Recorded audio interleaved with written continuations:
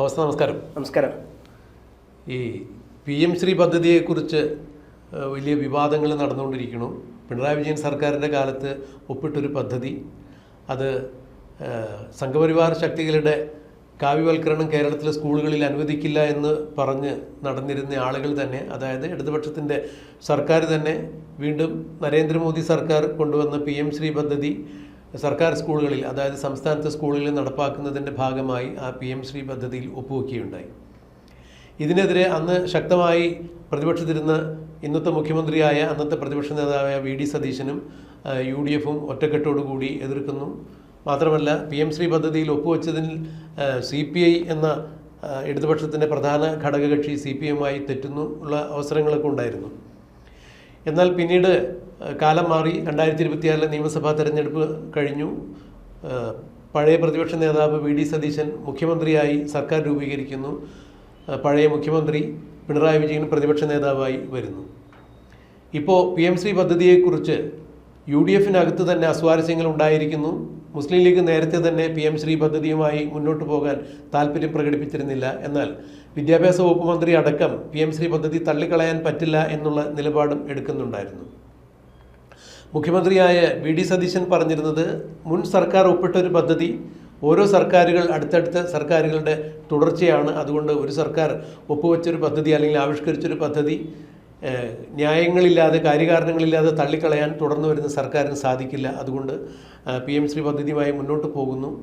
എന്നാൽ UDFിനകത്ത് ഈ പദ്ധതി കൂടിയാലോചിച്ചതിന് ശേഷം ഒരു മന്ത്രിസഭാ ഉപസമിതിയെ അവർ തീരുമാനിച്ചിട്ടുണ്ടായിരുന്നു. ആ ഉപസമിതിയുടെ റിപ്പോർട്ട് വന്നതിന് ശേഷം മാത്രം മതി PM ശ്രീ പദ്ധതിയുമായി മുന്നോട്ട് പോകുക എന്നുള്ള ഒരു തീരുമാനത്തിലായിരുന്നു മുസ്ലിം ലീഗും എത്തിച്ചേർന്നിരുന്നത്. ഇന്നിപ്പോൾ മുസ്ലിം ലീഗിൻ്റെ മുതിർന്ന നേതാവും മന്ത്രിയുമായ കുഞ്ഞാലിക്കുട്ടി മാധ്യമങ്ങളെ കണ്ടപ്പോൾ മാധ്യമങ്ങൾ ചോദിച്ച ചോദ്യങ്ങൾക്ക് അദ്ദേഹം മറുപടി നൽകിയതും അതുതന്നെയാണ്. UDF കൺവീനറായ അടൂർ പ്രകാശ് PM ശ്രീ പദ്ധതിയുമായി മുന്നോട്ട് പോകുന്ന തരത്തിലുള്ള അഭിപ്രായമാണ് പങ്കുവച്ചത് എന്ന് മാധ്യമപ്രവർത്തകർ കുഞ്ഞാലിക്കുട്ടിയുടെ ശ്രദ്ധയിൽ കൊണ്ടുവന്നപ്പോൾ അത് അടൂർ പ്രകാശിന് UDF കൺവീനർ എന്ന രീതിയിൽ അദ്ദേഹത്തിൻ്റെതായ അഭിപ്രായം പറയാനുള്ള സർവ്വ സ്വാതന്ത്ര്യമുണ്ട്. എന്നാൽ PM ശ്രീ പദ്ധതി മന്ത്രിസഭാ ഉപസമിതിയുടെ തീരുമാനം വന്നതിന് ശേഷം മാത്രമാണ് മുന്നോട്ട് കൊണ്ടുപോവുകയുള്ളൂ എന്ന് തന്നെയാണ് കുഞ്ഞാലിക്കുട്ടി വ്യക്തമാക്കിയത്. പക്ഷേ ഇന്നലെ പാർലമെൻറ്റിൽ കേന്ദ്ര വിദ്യാഭ്യാസ സഹമന്ത്രിയായ ജ്യോതി ചൗധരി അബ്ദുൽ വഹാബ് MP കൊടുത്തൊരു മറുപടി, PM ശ്രീയെ കുറിച്ച് ചോദിച്ച ചോദ്യത്തിന് കൊടുത്ത മറുപടി, PM ശ്രീയുമായി ബന്ധപ്പെട്ട് സർക്കാർ അതിൽ നിന്ന് പിന്മാറുന്നുണ്ടെങ്കിൽ ആ ഫണ്ട് മാത്രം സംസ്ഥാന സർക്കാരുകൾക്ക് കിട്ടില്ല എന്ന് മാത്രമേ ഉള്ളൂ. അല്ലാതെ മറ്റ് ഇതര പദ്ധതികളുടെ ഫണ്ടുകൾ PM ശ്രീ പദ്ധതിയിൽ ചേർന്നില്ല എന്നുള്ളതിൻ്റെ പേരിൽ അത് റദ്ദാക്കില്ല എന്ന് കേന്ദ്ര വിദ്യാഭ്യാസ സഹമന്ത്രി ജ്യോതി ചൗധരി വ്യക്തമാക്കിയതോടുകൂടി PM ശ്രീയിൽ ഇപ്പോൾ ഇടതുപക്ഷവും വലതുപക്ഷവും തമ്മിൽ കേരളത്തിൽ വലിയ പോര് നടക്കുന്നു. എങ്ങനെയാണ് ഫവാസ് ഇതിനെ നോക്കിക്കാണുന്നത്? എനിക്കിതിൽ തോന്നിയിട്ടുള്ളത്, ഇപ്പം ചുരുക്കം പറഞ്ഞാൽ രണ്ട് കൂട്ടരും തെറ്റുണ്ട്. LDFിൻ്റെ ഭാഗത്തുണ്ട്, UDFിൻ്റെ ഭാഗത്തുണ്ട്. UDF അന്ന് പറഞ്ഞതല്ല ഇന്ന് പറയുന്നത്, LDF അന്ന് ഒപ്പിട്ട രീതിയിലല്ല ഇന്ന് ഒപ്പിട്ടു എന്നുള്ളത് പറയുന്നു. ഇപ്പോൾ രണ്ട് കൂട്ടരും ഇതിൽ നിന്ന് എന്തൊക്കെയോ മറക്കുന്നുണ്ട് എന്നുള്ളത് സത്യമായ കാര്യം തന്നെയാണ്. ഇപ്പം ലീഗിൻ്റെ കാര്യത്തോട്ട് എടുത്തു കഴിഞ്ഞാൽ MSF ആണ് ആദ്യമായിട്ട് ഈ സാധനവുമായി ബന്ധപ്പെട്ട പരസ്യമായ രംഗത്ത് വരുന്നതും. അവരാദ്യം പറഞ്ഞത് അറബിക് കടലിലോട്ട് ചവറ്റോട്ടിൽ വലിച്ചെറിയും എന്നുള്ള രീതിയിലേക്കാണ് അവർ ആദ്യം തുടക്കത്തിൽ പറഞ്ഞത്. ഇന്നിപ്പം ഷാജി ഉൾപ്പെടെ അങ്ങനെ പറയുന്നുണ്ട്. അതെ, KM ഷാജിയും അതേപോലെ തന്നെ MSFിൻ്റെ സംസ്ഥാന പ്രസിഡന്റ് നവാസ് അടക്കമുള്ള പല നേതാക്കന്മാരും അന്ന് ഇത്തരത്തിലാണ് പറഞ്ഞത്. PK ഫിറോസ് അടക്കമുള്ള നേതാക്കന്മാർ ലീഗിൻ്റെ പ്രധാനപ്പെട്ട ഇലക്ഷൻ സമയത്തുള്ള മുദ്രാവാക്യം, അവർ ഇലക്ഷൻ ക്യാമ്പയിനിങ് വോട്ട് സമാഹരിച്ചതിന് പ്രധാനപ്പെട്ട ഒരു റീസൺ ഈ സാധനം ഇതൊക്കെ പറഞ്ഞിട്ടായിരുന്നു അവർ വോട്ട് കൺസോളിഡേറ്റ് ചെയ്തിരുന്നത്. എന്നിരുന്നാൽ പോലും അടൂർ പ്രകാശിൻ്റെ കാര്യത്തിലോട്ട് വരുമ്പം എനിക്ക് തോന്നുന്നില്ല അടൂർ പ്രകാശ് അങ്ങനെ പറയാൻ പറ്റുന്നുള്ളൂ. കാരണം അദ്ദേഹം UDF കൺവീനറാണ്, കോൺഗ്രസ് കൺവീനറല്ല. UDF എന്ന് പറയുമ്പം അതേ പറഞ്ഞ പോലെ കോൺഗ്രസും ലീഗും RSPയും ബാക്കി എല്ലാ പാർട്ടികളും, മുന്നണിയിലെ എല്ലാ പാർട്ടികളും കൂടിയതിനെയാണ് UDF എന്ന് പറയുന്നത്. അത് കോൺഗ്രസിന് കുത്തകയായിട്ട് കൊടുത്തൊന്നുമല്ല. അതുകൊണ്ട് അടൂർ പ്രകാശിന് അത് മുന്നണിയിൽ ഒരു കാര്യം എല്ലാവരും തീരുമാനിക്കാണ്ട് മന്ത്രിസഭ ഒരു റിപ്പോർട്ട് കൊടുക്കാൻ വേണ്ടിയിട്ട് ഒരു സമിതി ഉണ്ടാക്കിയില്ല. ആ സമിതി റിപ്പോർട്ട് അവിടെ കൊടുത്തിട്ടില്ല. അപ്പോൾ സമിതി റിപ്പോർട്ട് കൊടുക്കുന്നതിന് മുമ്പ് തന്നെ അടൂർ പ്രകാശിൻ്റെ UDF കൺവീനർ എന്നുള്ള പദവി ഉപയോഗിച്ചുള്ള സാധനം പറയുന്നതിനോട് എനിക്ക് യോജിക്കാൻ പറ്റില്ല. കാരണം ബാക്കി പാർട്ടികൾ അവിടെ ഉണ്ട്, അവർക്ക് എന്തോ ഒരു പുല്ല് വില പോലും ഇല്ലേ എന്നുള്ള ചോദ്യത്തിനിടെ കിടക്കുന്നത്. അതിൻ്റെ ഭാഗമായിട്ട് തന്നെ ലീഗിന് വലിയ തരത്തിലുള്ള വിമർശനം അവിടെ ഉണ്ട്. ലീഗ് അത് പരസ്യമായി പറഞ്ഞിട്ടുമുണ്ട്. പിന്നെ ഈ തരത്തിൽ അതിന് പിന്മാറാൻ പറ്റുമോ ഇല്ലയോ എന്നുള്ള തരത്തിൽ പലതരത്തിലുള്ള വ്യാഖ്യാനം നടന്നായിരുന്നു. മുഖ്യമന്ത്രി പറഞ്ഞത് പിന്മാറാൻ പറ്റില്ല, കാരണം ഓൾറെഡി ഒപ്പിട്ട് കഴിഞ്ഞു. ഒരു സർക്കാർ എന്ന് പറഞ്ഞാൽ ബാക്കി വരുന്ന സർക്കാരിൻ്റെ പിന്മുറക്കാരാണ്. അവർ ചെയ്ത സാധനങ്ങൾ അത് വികസന എന്തായാലും നടപ്പിലാക്കുക എന്നുള്ളതൊക്കെ പറഞ്ഞായിരുന്നു. പക്ഷേ ഇന്നിപ്പം പാർലമെൻറ്റിൽ പറഞ്ഞത് അത്തരത്തിലുള്ള കാര്യങ്ങളില്ല, നിങ്ങൾക്ക് പിൻവലിക്കണമെങ്കിൽ പിൻവലിക്കാം, യാതൊരുവിധ കുഴപ്പമില്ല എന്നുള്ള രീതിയിലാണ് പറഞ്ഞത്. അത് ആദ്യം സാധൂകരിക്കുന്നത് ഈ പറഞ്ഞ പോലെ CPM പറഞ്ഞ കാര്യമാണ്. CPM അപ്പോഴേ പറഞ്ഞിട്ടുണ്ടായിരുന്നു, നിങ്ങൾക്കത് പറ്റില്ല എന്നുണ്ടെങ്കിൽ പിൻവലിക്കും, യാതൊരുവിധ പ്രശ്നവുമില്ല എന്ന് പറഞ്ഞിട്ടുണ്ടായിരുന്നു. പക്ഷേ ഇത് പിൻവലിക്കാൻ പറ്റില്ല എന്നുള്ള രീതിയിലായിരുന്നു UDFൻ്റെ ക്യാമ്പയിനിങ്. അപ്പം ഈ കാര്യത്തിൽ CPM പറഞ്ഞതുപോലെ ആയി വരുന്നുണ്ട്. മറ്റൊരു കാര്യം CPM പറഞ്ഞത് കരാറിൽ ഒപ്പിട്ടിട്ടില്ല എന്നുള്ളതാണ്. അപ്പം അതും ഏറെക്കുറെ സത്യമായി വരുന്നു. ഈ പറഞ്ഞ പോലെ അത് ഇംപ്ലിമെൻറ്റ് ചെയ്യുന്ന കരാറിൽ ഒപ്പിട്ടിട്ടില്ല, ഏതൊക്കെ സ്കൂളായിരിക്കണം എന്നുള്ള ഒപ്പിട്ടിട്ടില്ല. പക്ഷേ താൽക്കാലിക ഒരു ദീർഘദൂരം എന്നുള്ള രീതിയിൽ താൽക്കാലിക രീതിയിൽ ഒപ്പിട്ടിട്ടുണ്ട് താനും.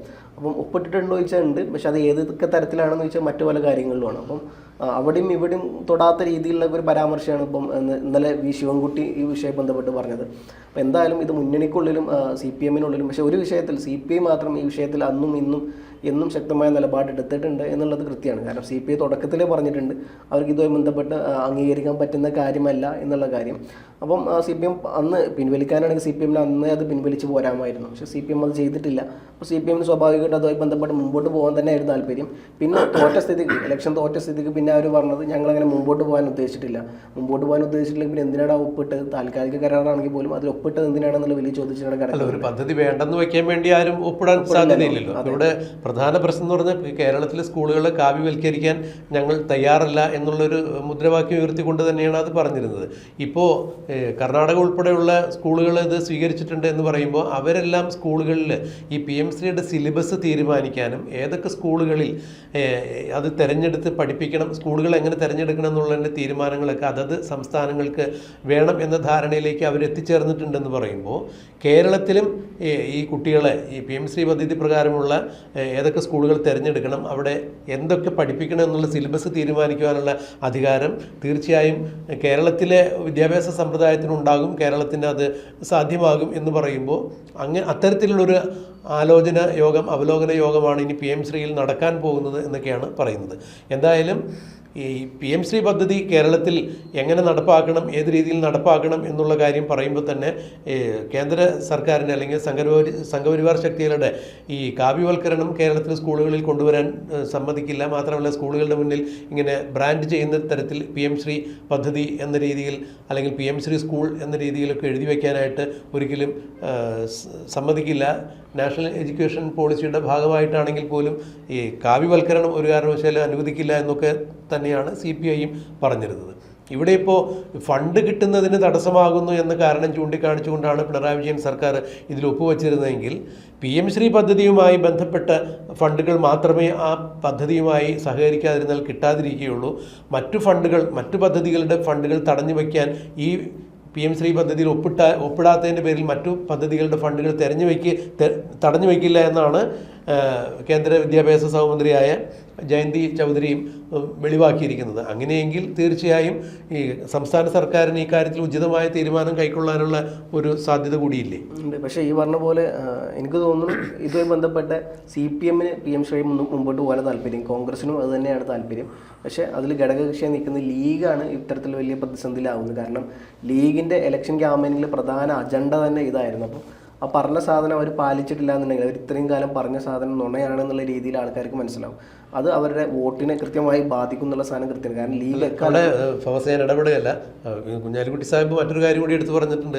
PMശ്രീ പദ്ധതി എങ്ങനെ നടപ്പാക്കാൻ പറ്റാതിരിക്കും എന്ന കാര്യമാണ് ലീഗ് ആലോചിക്കുന്നത് എന്ന് കൂടി എടുത്തു പറഞ്ഞിട്ടുണ്ട്. അതിൽ തന്നെ കാര്യങ്ങളെല്ലാം വ്യക്തമാക്കിയിട്ടുണ്ട്. ലീഗ് ഇതിന് അനുകൂലിക്കുന്നില്ല. പിന്നെ UDF കൺവീനർ എന്തുകൊണ്ട് അങ്ങനെ പറഞ്ഞു എന്നുള്ളത് അദ്ദേഹത്തിന് അത്തരത്തിൽ അഭിപ്രായം പറയാൻ സ്വാതന്ത്ര്യമുണ്ട്. പക്ഷേ ഈ മന്ത്രിസഭ ഉപസമിതിയുടെ തീരുമാനത്തിന് വിട്ടിരിക്കുന്ന കാര്യത്തിൽ ഞാനോ അല്ലെങ്കിൽ മറ്റാരെങ്കിലും ചാടിക്കയറി അഭിപ്രായം പറയുന്നതിനുള്ള ഒരു കുയുക്തിയും അദ്ദേഹം അത് അദ്ദേഹത്തിന്റെ പക്വത കുറവാണ്. കാരണം അദ്ദേഹം ഈ പറഞ്ഞ പോലെ കോൺഗ്രസിന്റെ ആളല്ലല്ലോ, UDFന്റെ കൺവീനർ എന്നായിരിക്കുമ്പോൾ ഈ പറഞ്ഞ പോലെ UDF എന്ന് പറയുമ്പോൾ എല്ലാ പാർട്ടികളും ഉൾക്കൊണ്ട ഒരു ചട്ടക്കൂടാണ്. അപ്പോൾ അതിൽ ബാക്കിയുള്ളവരുടെ ശബ്ദം എന്താണെന്നുള്ളത്, ബാക്കിയുള്ളവരുടെ എന്താണെന്ന് കൂടി കേട്ടതിന് ശേഷം അത് ഈ പറഞ്ഞ പോലെ അഡ്വക്കേറ്റ് ശംസുദ്ദീൻ, അതായത് നിലവിലെ വിദ്യാഭ്യാസ മന്ത്രി അടക്കം ഉള്ള ഒരു സമിതി അതിന് വെച്ചിട്ടുണ്ട് ആ സാധനം പഠിക്കാൻ വേണ്ടിയിട്ട്. അപ്പോൾ അവർ പഠിച്ച റിപ്പോർട്ട് കൊടുത്തിട്ടില്ല. അത് കൊടുക്കുന്നതിന് മുമ്പ് തന്നെ അദ്ദേഹം കയറി ഇത് നടപ്പിലാക്കുമെന്ന് പറയുമ്പം സ്വാഭാവികമായിട്ടും അത് മുന്നണികളിൽ വലിയ പ്രശ്നം ഉണ്ടാകും.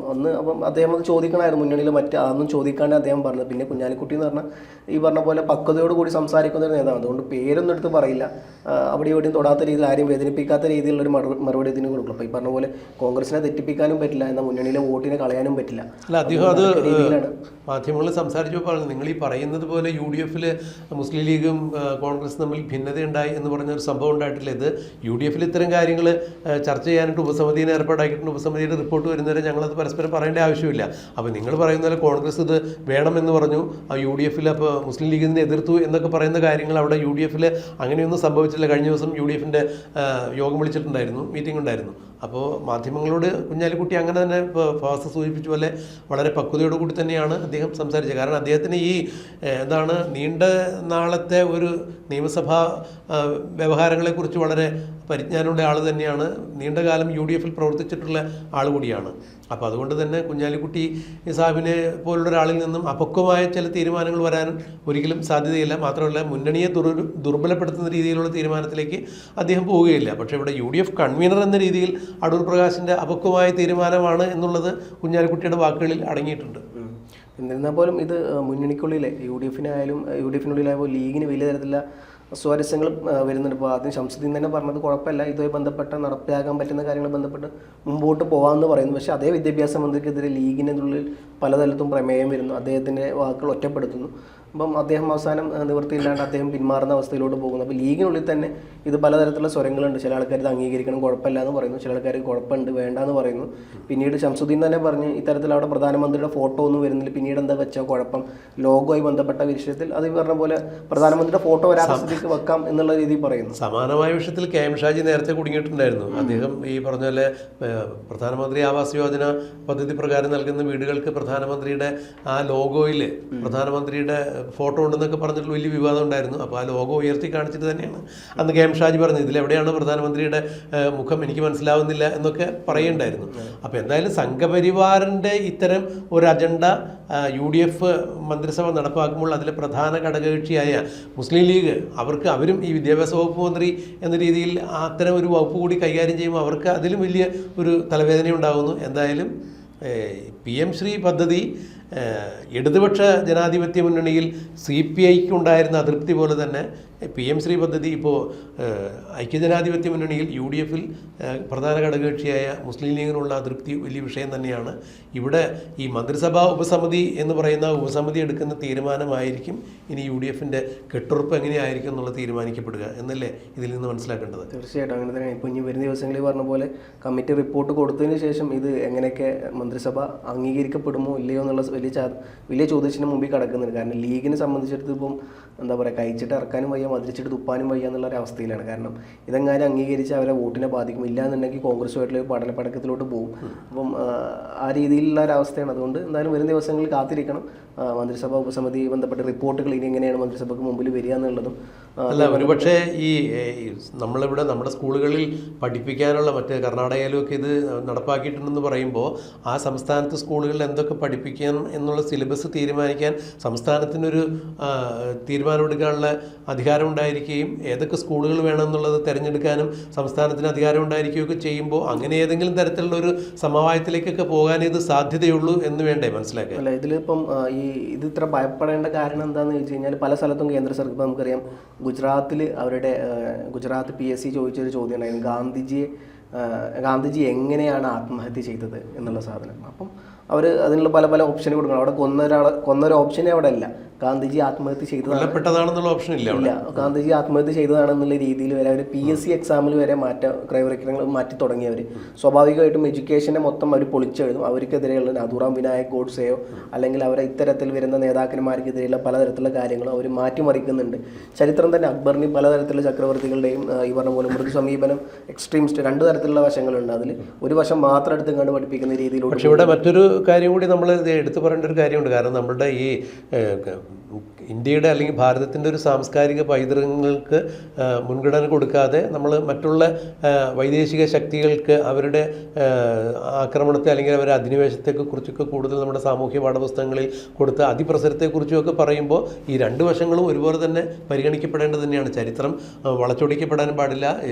ഭാരതത്തിൻ്റെ, ഇന്ത്യയുടെ തനത് സംസ്കാരത്തെ നമ്മളവിടെ ഇരുട്ടിൽ നിർത്തിക്കൊണ്ട് മറ്റുള്ളത് പഠിക്കാൻ കുട്ടികളെ പ്രേരിപ്പിക്കുന്ന തരത്തിലുള്ളൊരു സിലബസും അപകടം തന്നെ. തന്നെയാണ്. തീർച്ചയായും ചരിത്രത്തിൽ ഇപ്പം എൻ്റെ ഒരു അഭിപ്രായത്തിൽ ഞാൻ വിശ്വസിക്കുന്നത് എങ്ങനെയാ വെച്ചാൽ തീർച്ചയായിട്ടും ഗതകാലങ്ങളുടെ പുനർവായന അത് പോരാട്ടം തന്നെയാണ്.